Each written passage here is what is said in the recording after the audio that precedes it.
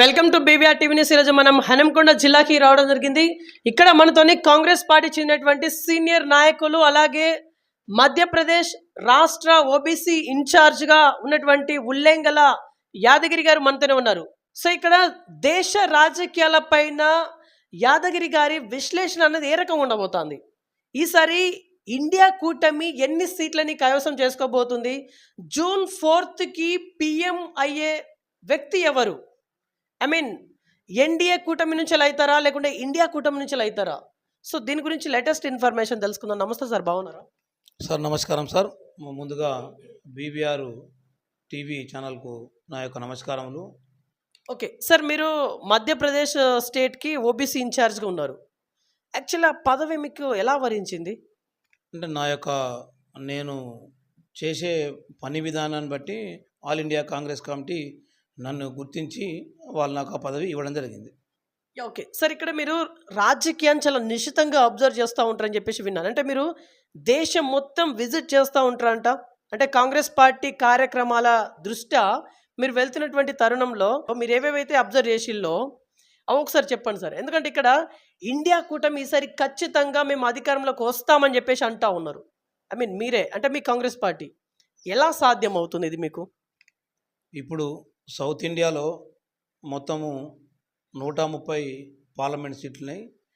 130 పార్లమెంట్లు సీట్లలో ఇండియా కూటమి 90 పైన తప్పకుండా మేము గెలుస్తాం, దాంట్లో ఎలాంటి సందేహం లేదు. ఓకే సార్, ఇక్కడ 4 విడతల పోలింగ్ అయితే జరిగింది ఎంపీ ఎలక్షన్కి సంబంధించి. ఇంకా 3 విడతల పోలింగ్ అయితే ఉంది. సార్ మీరు ఇప్పుడు జరిగినటువంటి ఈ వాతావరణాన్ని బట్టి ఇండియా కూటమి ఎన్నిటిని కైవసం చేసుకుంటుందని చెప్పేసి మీరు అనుకుంటున్నారు? ఇప్పుడు ఈ 4 విడతల ఎలక్షన్లో 381 పార్లమెంటు స్థానాల్లో మేము 200+ తప్పకుండా కైవసం చేసుకోగలుగుతాం. ఇంకా మిగతా 3 విడతలు 162లో మేము 90+ మేము తప్పకుండా కైవసం చేసుకుంటాం. ఓవరాల్గా 543లో మేము 290 నుంచి మేము 300 సీట్లు తప్పకుండా ఇండియా కూటమి కైవసం చేసుకుంటాం. అదేవిధంగా మా భావి భారత ప్రధానమంత్రి రాహుల్ గాంధీ తప్పకుండా మాకు జూన్ 9 నాడు తప్పకుండా ప్రధానమంత్రిగా ప్రమాణ స్వీకారం చేస్తాడనే ధీమా కూడా మేము వ్యక్తం చేస్తున్నాం. ఓకే సార్, ఇక్కడ 290 to 300 సీట్స్ మేము గెలుస్తాం అని చెప్పేసి మీరు అంటా ఉన్నారు. కాకపోతే ఇక్కడ నరేంద్ర మోదీ గారు 400+ ఖచ్చితంగా గెలవబోతున్నాం అని చెప్పేసి అంటా ఉన్నారు. అంటే ఇక్కడ మీ మాటలు నమ్మాలా, నరేంద్ర మోదీ గారి మాటలు నమ్మాలా? ఆయన ఏం లేదు, దేశంలో ఉన్నటువంటి ఓటర్లను లీడర్లను ఒక హైక్ ఏం లేదు. ఒక హైక్ అంటే మేము 400 గెలుస్తాం అనేది మీడియా ద్వారా తాను ప్రచారం చేసుకుంటాడు తప్ప క్షేత్రస్థాయిలో ఈవెన్ ఇప్పుడు ఉత్తరప్రదేశ్లో జరిగిన 80 సీట్లలో మేము తప్పకుండా అంటే మా ఎన్డీఏ కూటమి తప్పకుండా మేము 45 నుంచి 50 సీట్లు మేము తప్పకుండా కైవసం చేసుకుంటాం. ఆయన ముందుగానే ఒక హైకు క్రియేట్ చేస్తాడు. ఎట్లా మేము 400 గెలుస్తాం అంటే ప్రజల మూడును డైవర్ట్ చేసేందుకు ఒక హైక్ క్రియేట్ చేస్తాడు. అంతేకాని క్షేత్రస్థాయిలో వారి పరిపాలనకు కానీ వారికి కానీ అంత సీట్లు వచ్చే అంత మూమెంటు భారతదేశంలో ప్రజెంట్ లేదు. ఓకే సార్, మీరు మధ్యప్రదేశ్ రాష్ట్రానికి ఓబీసీ ఇన్ఛార్జ్గా ఉన్నారు. మధ్యప్రదేశ్ విషయానికి వస్తే ఏం చెప్తారు? అక్కడ ఎట్లా ఉంది మీకు సిచ్యువేషన్? ఇప్పుడు అక్కడ టోటల్గా 28 పార్లమెంటు సీట్లు ఉన్నాయి. మోర్ దెన్ మేము ఒక మినిమం 18 సీట్లు మేము తప్పకుండా గెలుచుకుంటాం. 28లో మినిమం 18. మన మన మన తెలంగాణలో 17 లోక్సభ స్థానాలు ఉన్నాయి. సరే, ఈ 17 గురించి ఏం చెప్తారు?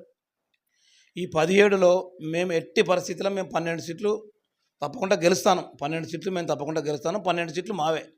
ఓకే, మీదే 12 అయితే what about BRS and what about BJP ఏం చెప్తారు? ఇప్పుడు 0 నుంచి 1 సీటు టీఆర్ఎస్కు రావచ్చు, రాకపోవచ్చు. ఒకటి ఎంఐఎంకు, రిమైనింగ్ 4 సీట్లు 4 to 5 సీట్లు బీజేపీకి వస్తాయి.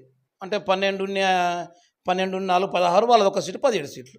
ఓకే, మీరు ఎమ్మెల్సీ టికెట్ కోసం ఐ మీన్ ఎమ్మెల్సీ మీకు అంటే గవర్నర్ కోట ఆర్ ఎమ్మెల్యే కోటలలో మీకు ఎమ్మెల్సీ ఈసారి ఖచ్చితంగా రాబోతుంది అని చెప్పేసి కొంత వినికిడి బయట.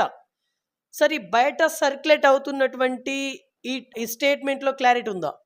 100% నాకు వస్తుంది. నేను దానికి సూటబుల్ క్యాండిడేట్ను తప్పకుండా నాకు ఆ పదవి వరిస్తుంది. ఓకే. మీరు సూటబుల్ క్యాండిడేట్ అని చెప్పేసి మిమ్మల్ని మీరు సమర్థించుకుంటా ఉన్నారు.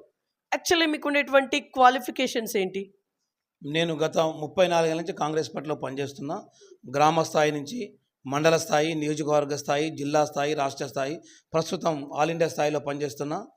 పార్టీ ఎక్కడ ఏ పని చెప్పినా న్యాయబద్ధంగా, నిక్కచ్చిగా పార్టీకి పనిచేసి పెట్టినాం. పార్టీ లాయలిస్టు నేను.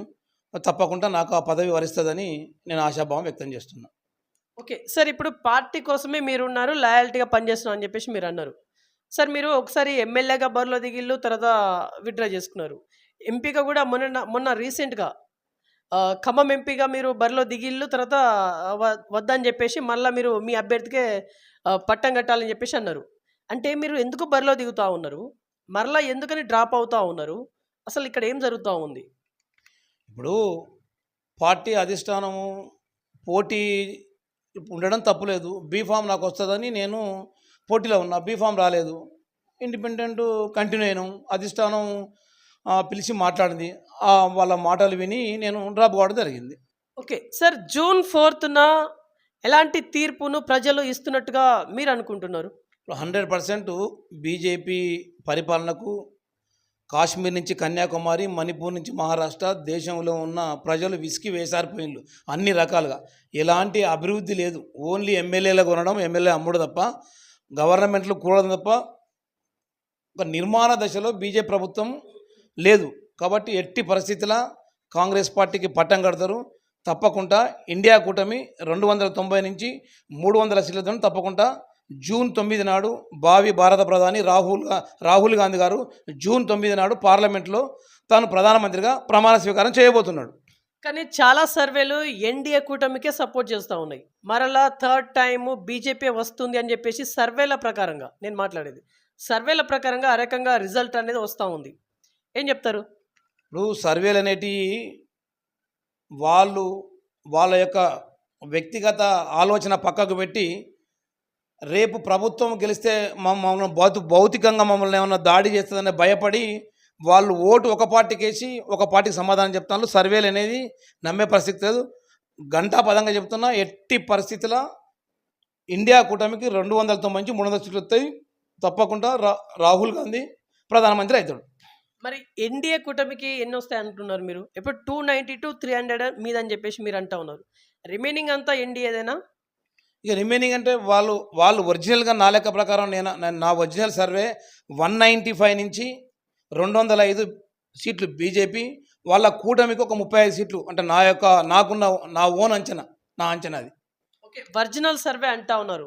మీరు ఎక్కడ చేసిల్లు సర్వే? నేను ఒరిజినల్గా నేను గత ఎలక్షన్లను బేరోజ్ చేసుకుని అక్కడ మనకు ఉన్నటువంటి ఫ్రెండ్షిప్ను వాళ్ళతో మాట్లాడుకుంటా నాకు నేను చేసుకున్న సర్వే 195 నుంచి 295 సీట్లు ఒరిజినల్గా బీజేపీకి వస్తాయి. వాళ్ళ కూటమికి ఒక 35 సీట్లు వస్తాయి. అంతేకాని అది దాటరు వాళ్ళు. ఓకే. ఇప్పుడు మనం హన్మకొండలో ఉన్నాము. సార్ ఇక్కడ ఈ వరంగల్ పార్లమెంట్ సీట్ అనేది ఎవరికి వరించబోతుంది అని మీరు అనుకుంటున్నారు? ఇప్పుడు ఎవరికి వరించబోవడం అనేది చాలా ఈజీ.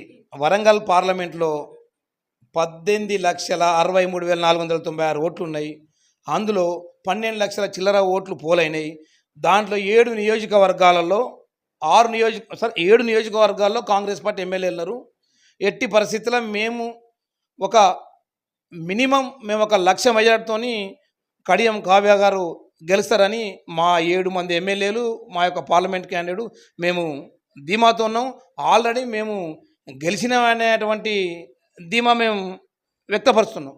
ఓకే. కాకపోతే ఇక్కడ అరూర్ రమేష్ గారు ఖచ్చితంగా గెలవబోతున్నారని చెప్పేసి బీజేపీ శ్రేణులు చాలా ఘంటాపదంగా చెప్తా ఉన్నారు. ఏం చెప్తారు?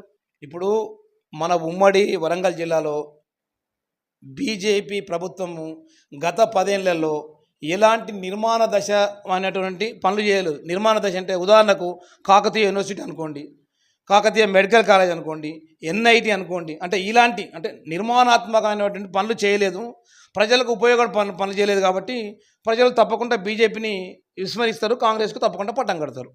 Right. Sir last and finally June 4న వెలువడేటువంటి రిజల్ట్స్కి సంబంధించి ఫైనల్లీ ఏమైనా చెప్పి ముగించాలనుకుంటున్నారా? ఎట్టి పరిస్థితుల ఎన్ని అడ్డం వచ్చినా, ఎన్ని అడ్డంకులు బీజేపీ సృష్టించినా వాళ్ళు పవర్ను అడ్డం పెట్టుకొని వాళ్ళు అంటే జనాన్ని హైక్ చేసుకుంటాం ముందుగానే కొంతమందిని అంటే రాంగ్ సర్వేల పేరుతోని మేమే అంటే ఒకప్పుడు ఒక రైతు దగ్గర కొడుకు రైతు పొలములు ఉంటే పులొత్తాంది రైతు పులొత్తాంది బాపు అని చెప్పినట్టు ఆ విధంగా బీజేపీ చెప్తున్నది. ఎట్టి పరిస్థితుల అంత అటువంటి 400 సీట్లు వచ్చే అటువంటి ప్రసక్తి బీజేపీకి ఎట్టి పరిస్థితిలో లేదు. సార్ యాక్చువల్లీ ఇంకో క్వశ్చన్, మీరు ఖమ్మంలో కూడా ఎంపీ టికెట్ ఆశించి తర్వాత మీరు క్యాండిడేట్కే సపోర్ట్ చేస్తున్నాం అన్నట్టుగా ప్రెస్ మీట్ పెట్టిల్లు. అక్కడ మీ ఎంపీ అభ్యర్థి గెలవబోతున్నారా? ఖమ్మం సీట్ ఖమ్మము రామసామసుందర్ గారు 2 లక్షల పైచులకు మెజార్టీతో గెలుపుతున్నారు. అందులో ఉమ్మడి తెలంగాణ రాష్ట్రంలో 10 జిల్లాల్లో ఖమ్మం జిల్లా అన్ని జిల్లాల కన్నా కాంగ్రెస్ పార్టీ చాలా బలంగా ఉంది. ఇక దానికి చెప్పవలసిన అవసరం ఏం లేదు. ఇది రాష్ట్ర ప్రజలకు తెలుసు, ఖమ్మం జిల్లా ప్రజలకు తెలుసు, అందరికీ తెలుసు ఈ విషయం. ఓకే. సో ఇదండి ఇవాళ ఇంటర్వ్యూ. నెక్స్ట్ మరొక ఇంట్రెస్ట్ మరి ఇంపార్టెంట్ మీ చూస్తున్నాను బీవీఆర్ టీవీని. Until then bye, take care.